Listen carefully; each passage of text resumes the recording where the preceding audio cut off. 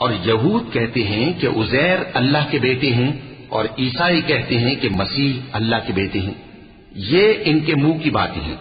پہلے کافر بھی اسی طرح کی باتیں کہا کرتے تھے، یہ بھی انہی کی ریس کرنے لگے ہیں۔ اللہ ان کو ہلاک کرے، یہ کہاں بہہ کے پھرتے ہیں۔ انہوں نے اپنے علماء اور مشائخ اور مسیح ابن مریم کو اللہ کے سوا معبود بنا لیا، حالانکہ ان کو یہ حکم دیا گیا تھا کہ معبود واحد کے سوا کسی کی عبادت نہ کریں، اس کے سوا کوئی معبود نہیں، اور وہ ان لوگوں کے شریک مقرر کرنے سے پاک ہے۔ یہ چاہتے ہیں کہ اللہ کے نور کو اپنے منہ سے پھونک مار کر بجھا دیں، اور اللہ اپنے نور کو پورا کیے بغیر رہنے کا نہیں، اگرچہ کافروں کو برا ہی لگے۔ وہی تو ہے جس نے اپنے پیغمبر کو ہدایت اور دین حق دے کر بھیجا تاکہ اس دین کو دنیا کے تمام دینوں پر غالب کرے، اگرچہ کافر ناخوش ہی ہوں۔